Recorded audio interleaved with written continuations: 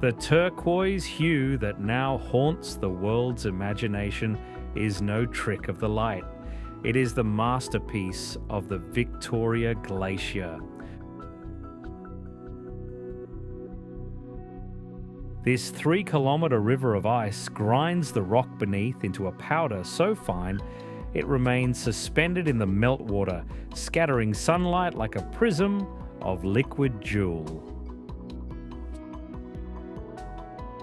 Nestled in a hanging valley, the lake compresses space itself, drawing the surrounding peaks into a claustrophobic, breathtaking embrace.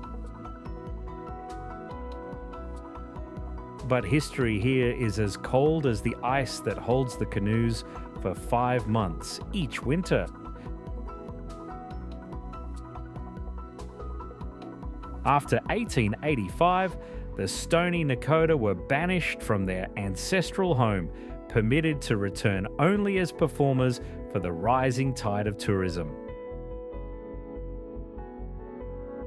The guide who first brought a European to this lake, Edwin Hunter, was not commemorated by any sign or plaque at the waterfront for more than a century. It was not until 2020 that the silence broke as the Stoney Nakoda held a Discovery Day ceremony, reclaiming the arrival story at the very water's edge where it first began.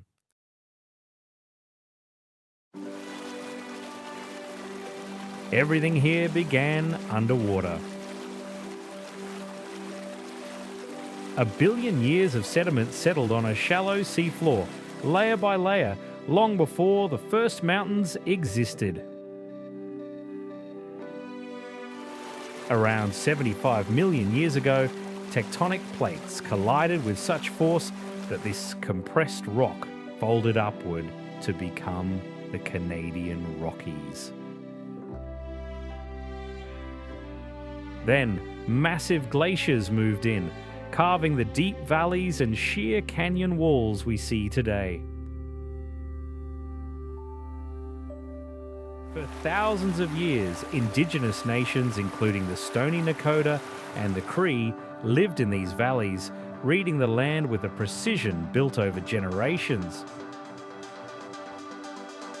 It was a guide named Samson Beaver who drew the first map of the area in 1907, the very same year the government created Jasper National Park and began removing